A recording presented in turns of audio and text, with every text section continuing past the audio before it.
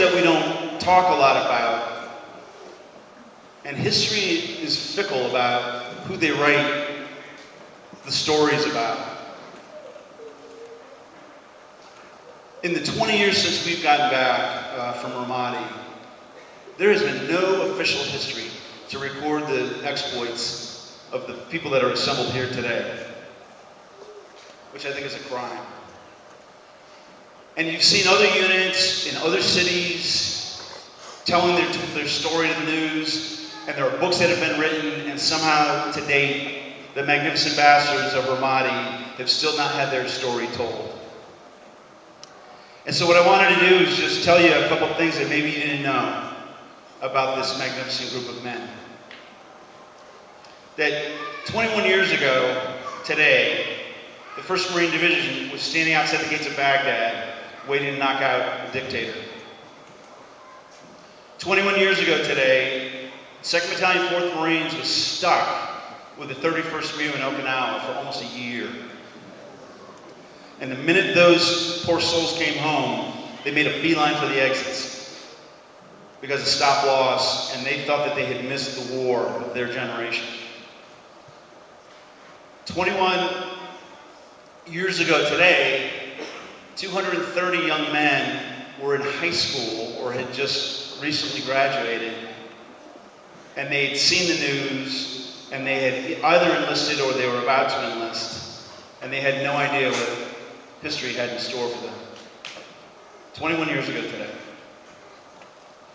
As the division came back from Iraq, and we started losing the folks that didn't want to stick around for the next deployment to Okinawa, our numbers went down to about 450 souls, which is small. And by the end of October, we were at the lowest point of our manning strength. And we were attending the Marine Corps Ball in November, and General Mattis tapped me on the shoulder and he said, "Hey partner, your battalion is going to be the first to go back to Iraq next year. You're not going to go to Okinawa," which I breathe. You know, every good fighting person wants to go to an adventure. And I asked him, "Sir, how much time do we have to get ready?" He says, "You're leaving in January." Mind you, this is the 10th of November. And so, over the course of the next 2.5 months, because we didn't actually leave until February, every single graduating class from the School of Infantry on both coasts were vectored to this parade deck. And Sergeant Major Booker and the first sergeants were joining people virtually in this cycle of new joints showing up. We joined the last people to this battalion 2 weeks before we deployed. And my guess is that they never fired the weapons that they were assigned until they were firing them at the enemy a few months later. That is not the way you wish that you go to war. In many cases, we were virtual strangers. And we were sent to a fight that back then they called stability and support operations.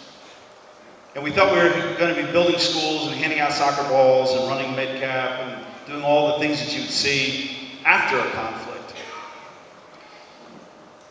And the day that we took over Ramadi on 13 March 2004, we took our first casualties. In fact, the casualties were so horrible that I had never actually seen anything, people that survived those wounds.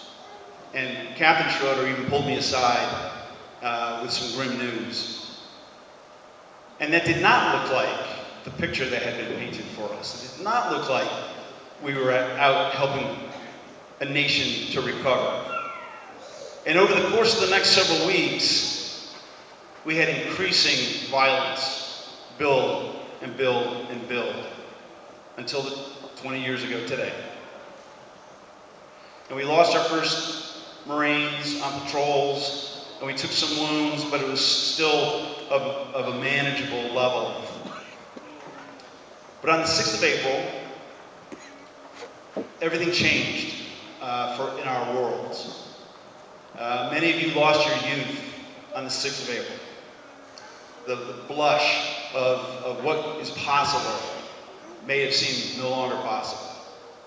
And as the patrols went out that morning, the companies executing their missions as they were assigned, like any other day that they went out, they didn't imagine that history would deal them a fate that few had expected.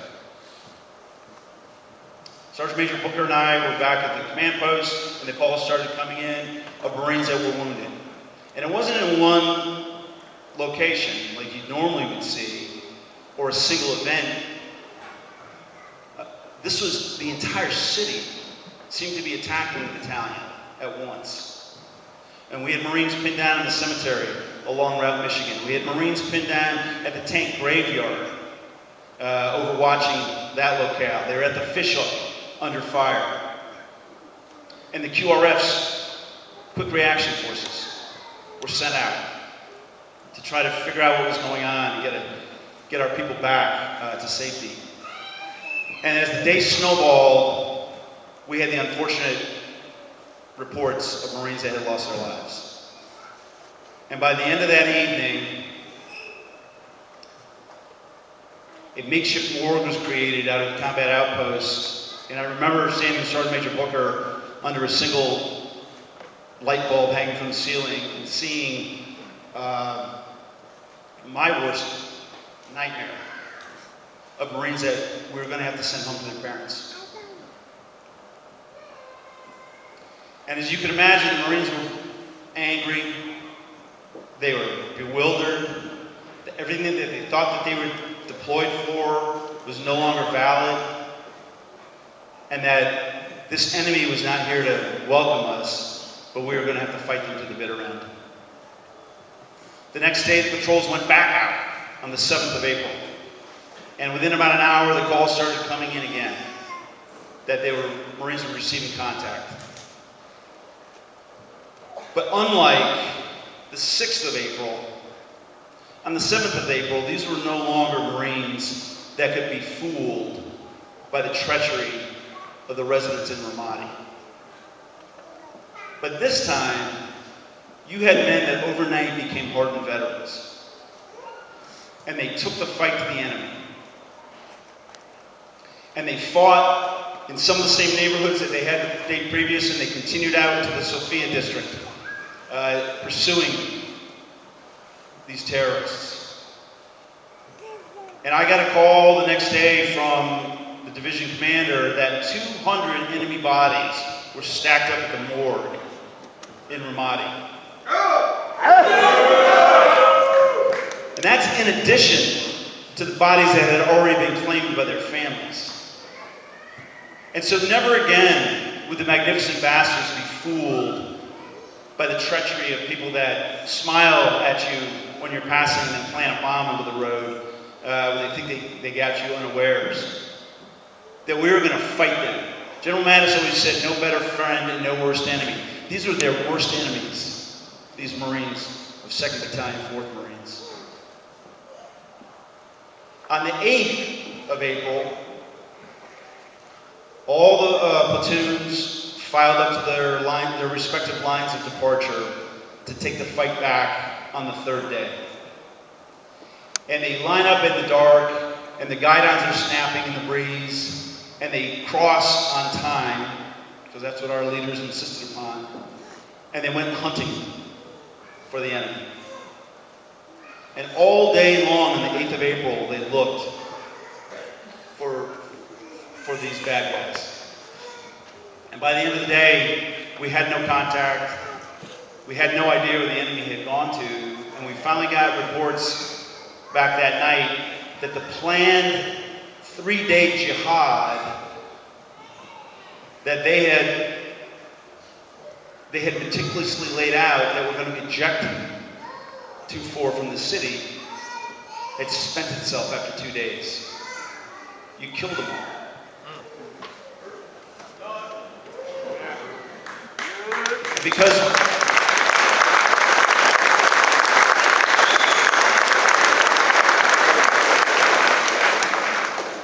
Because we had a motto that you kick a man once he's down. On the 10th, we figured out where they had gone to lick their wounds, and Echo Company and Weapons Company went out there, an Operation Bug Hunt, and killed a whole bunch more. And we know it was effective because when you look at our combat reports, we really didn't have any significant firefights for over a month after the 10th of April. The city heated back up over the course of the summer. More people filtered in to try to get rid of the nuisance that was 2-4, and they just couldn't do it. Meanwhile, other cities along the Euphrates were blowing up. Fallujah boiled over. Al-Qaim boiled over. Heat boiled over. And General Mattis summarized it in a book later that he said as the division was fighting across the entirety of Al-Anbar province, he didn't have to worry about what was going on in Ramadi because the Marines of 2-4 held. It means you never broke. It means you never let the enemy breathe again after their treachery on the 6th of April. It meant that they will tell tales to their children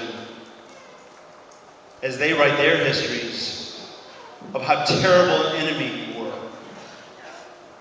chasing them to the end when we departed in September of that year. Most of you don't know, because you'd already gone to Al-Assad and we were flying back to Southern California, that we left small groups of NCOs in the FOBs to turn over to 2-5 that replaced us for their 6-month deployment.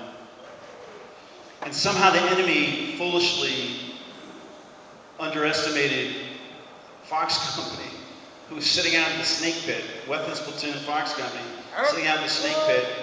And I didn't see Gunnar Dunham here yet. Maybe he's out there lurking.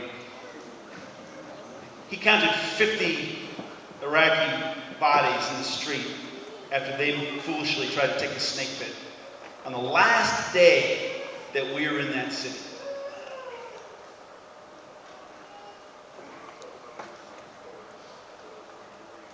I hear a voice.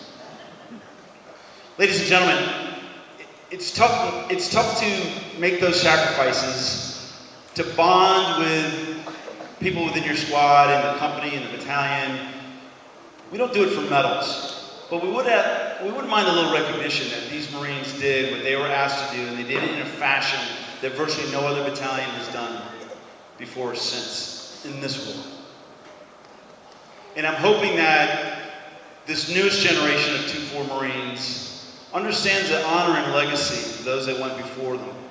And even though this looks like a motorcycle reunion, these are the finest infantry Marines and support Marines that this country has produced in this generation.